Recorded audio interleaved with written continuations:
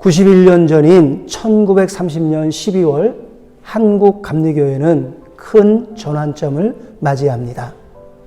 남감리교회와 북감리교회가 하나로 통합해서 기독교 조선감리회 창립총회를 서울에서 열었습니다. 그날 한국감리교회는 3대 원칙을 선포하는데 진정한 기독교회, 진정한 감리교회, 그리고 진정한 한국교회입니다. 이 3대 원칙은 우리 지방이 속해 있는 교단의 이름이 되었습니다. 진정한 기독교, 기독교, 진정한 한국교회, 대한, 진정한 감리회, 감리회, 기독교, 대한, 감리회입니다. 저는 짧은 시간 성경, 전통, 체험, 그리고 이성이라고 하는 4가지 신학 지침을 성경 속 어느 부분에 배경을 두고 있는지 설명을 드리고, 웨슬리 회심주의를 기념하면서 펼쳐지는 강좌이기 때문에 웨슬리 신학도 함께 소개하도록 하겠습니다. 첫째는 성경입니다. 기독교 대한감리회 신학은 성경을 기초로 합니다. 사도 바울은 예수 그리스도라고 하는 터 위에 집을 세우는 사람을 지혜로운 건축자라고 하였는데, 예수 그리스도를 가득히 담고 있는 책이 성경입니다. 성경에는 예수님의 마음이 담겨 있고 예수님의 발자취가 새겨져 있고 세상을 향한 하나님의 뜻이 그려져 있습니다. 그러기에 성경이라고 하는 터 위에 교회를 세워야 하고, 성경이라고 하는 터 위에서 신학을 펼쳐야 하고, 성경이라고 하는 터 위에서 그리스도인의 삶을 펼쳐야 합니다. 성경은 하나님의 감동으로 든 책으로 구약성경 39권, 신약성서 27권으로 이루어져 있습니다. 성경은 신앙생활의 원천이고 그리스도인의 생활의 표준입니다. 왜냐하면 성경에는 구원에 이르는 지혜가 담겨 있습니다. 그리스도인의 삶에 대한 지침이 담겨 있습니다. 그리고 하나님의 사람으로 온전하게 하는 능력이 성경 속에 담겨 있기 때문입니다. 웨슬리 하면 떠오르는 구절이, 주님, 저로 하여금 오직 한 책의 사람이 되게 해주세요. 오직 한 책의 사람이기를 소망했던 웨슬리는 성경을 연구하고 성경 말씀을 준행하고 성경 말씀을 선포하는 데 일생을 하나님께 드렸습니다. 웨슬리가 성경을 그토록 사랑하였던 이유가 2가지가 있는데요. 하나는 모든 믿는 자에게 구원을 주시는 복음이 성경 속에 담겨 있기 때문에, 다른 하나는 하늘 가는 길 가르쳐주는 천국 안내서이기 때문이라고 하였습니다. 우리 감리교회는 주님의 발 아래 앉아서 말씀을 들으며 행복해하는 사람들입니다. 우리 감리교인들은 말씀을 묵상함으로 주님의 얼굴이 그려진 마음, 주님의 말씀이 수놓아진 가슴을 가지고 있는 사람들입니다. 우리 감리교인들은 말씀을 따라서 살아감으로 말미암아 세상에 빛이 되고 세상에 소금이 되는 사람들입니다. 둘째는 전통입니다. 저의 모습 속에는 아버지의 모습 절반, 어머니의 모습 절반이 담겨 있습니다. 겉모습뿐만이 아니라 성품도 부모님을 닮았고, 식성도 목소리뿐만이 아니라 걷는 모습까지 부모님을 닮았습니다. 가끔 제가 제 아이들에게 야단을 치다 보면 내 자식의 어그러진 모습이 다른 곳에 있지 아니하고 내 속에 있음을 발견하게 됩니다. 사람만 그런 것이 아니고 우리네 삶의 터전이 되는 문화에도 우리보다 먼저 살아갔던 사람들의 발자취가 고스란히 남아 있습니다. 신앙과 신학도 여러분 마찬가지입니다. 성경 속에 펼쳐지는 이야기 자체가 긴 역사적인 배경과 전통을 가지고 있어요. 시대마다 펼쳐지는 상황이 다르지만 신앙의 맥은 한 줄기의 큰 구원의 강물이 되어 흐르고 있는 것 아니겠습니까? 교회의 역사도 마찬가지입니다. 2000년이란 긴 세월, 나라와 민족을 서로 달리하면서 큰 강물이 되어 흐르고 있는 전통을 지니고 있습니다.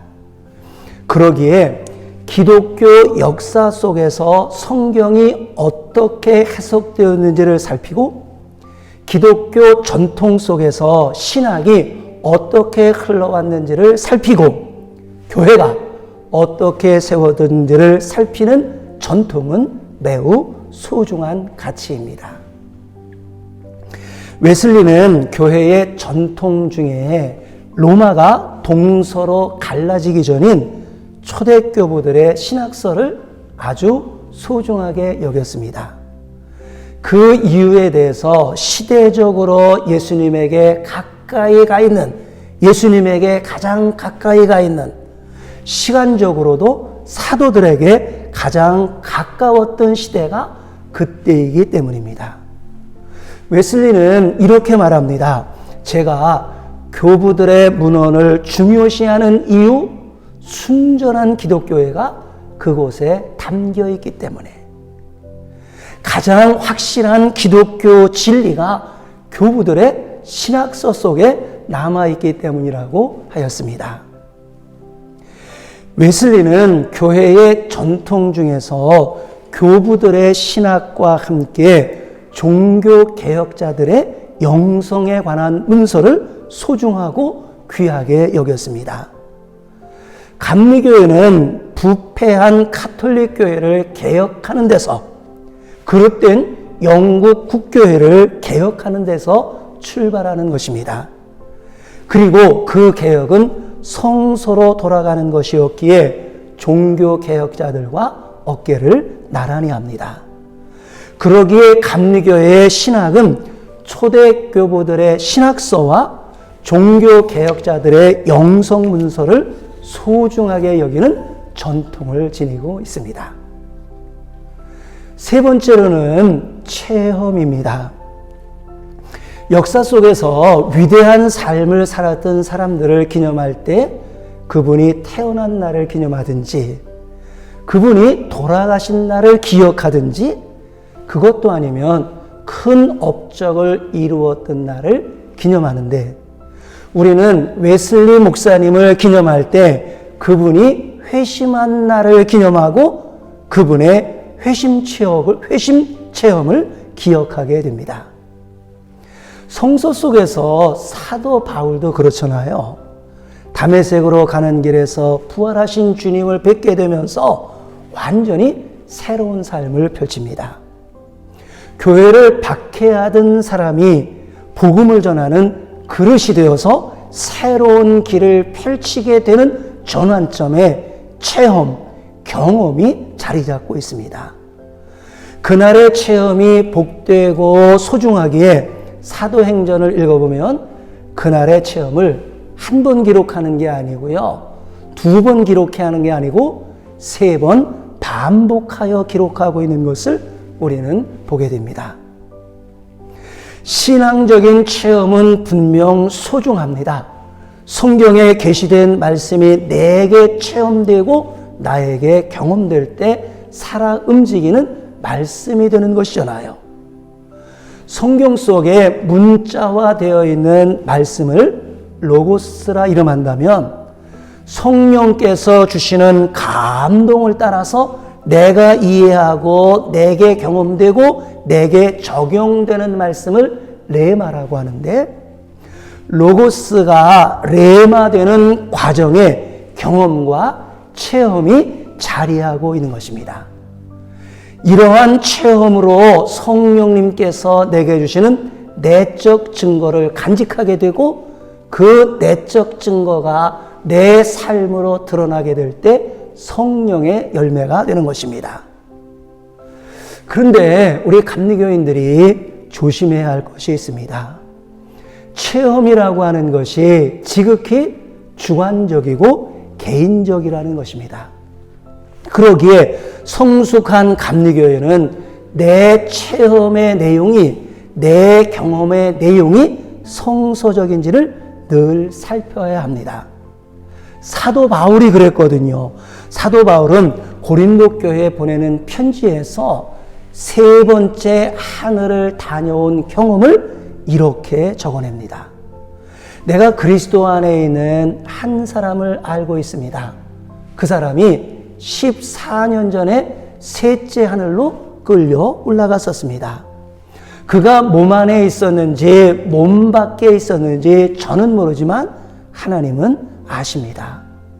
그가 낙원으로 끌려가서 말로 표현할 수 없는 말을 들었으니 사람이 가히 이르지 못할 말입니다. 나의 신앙적인 체험이 참 소중한데 그것은 성서 속을 벗어나는 성서에 비추어서 어그러져서는 안 됩니다. 그리고 개인적인 체험이기 때문에 그 체험을 절대화하는 것은 매우 위험한 일입니다. 마지막으로는요, 이성입니다. 사람은 누구나 이성이 있기 때문에 생각하고 이해합니다. 이성이 있기에 사물을 인식하고 사건을 이해할 수 있습니다. 이성이 있기 때문에 옳고 그름을 판단하고 선하고 악한 것을 분별하기도 합니다. 성경 말씀을 이해하면서 성경 속에서 하나님의 마음을 깨달아 내 마음으로 간직하는 것도 이성이 주는 은혜입니다. 그래서 성경은 말씀하시기를 형제 여러분, 악에 대해서는 어린아이가 될지언정 지혜에 대해서는 어린아이가 되지 마십시오. 지혜에는 장성한 사람이 되어야 합니다. 라고 권면하고 있습니다. 웨슬리 목사님은 이성의 역할에 대해서 이렇게 설명을 합니다. 성령님의 도우심을 덧입고 성경에 나타난 진리를 이해하는 것, 이성이 있기 때문이라. 죄를 슬퍼하면서 회개하고 하나님께로 돌아가는 것, 거듭난 하나님의 자녀가 되었다고 확신을 지니는 것도 우리에게 이성이 있기 때문이라.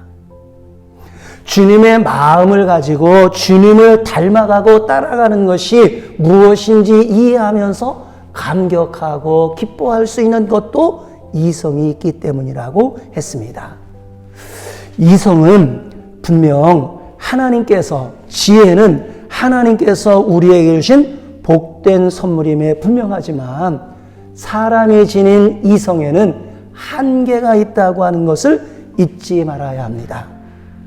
우리는 감각기관을 통해서 사물을 인식하고 지식을 형성하지만 이 세상에서 일어나는 그 많은 일들 중에서 일부를 알고 많은 부분은 모르고 지나가는 것입니다.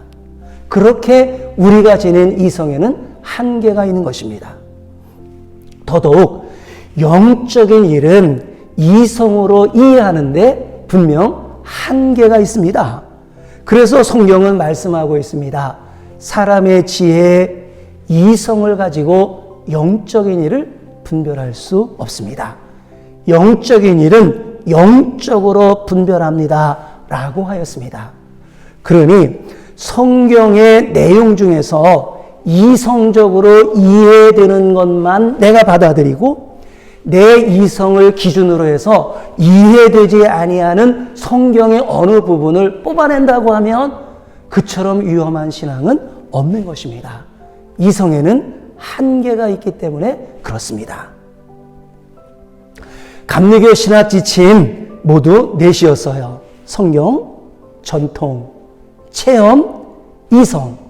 이 네 주춧돌 위에 주님께서 거하실 집, 주님께서 머무실 집을 지어가는 분당지방 감리교인들 되시기를 주님의 이름으로 축복합니다.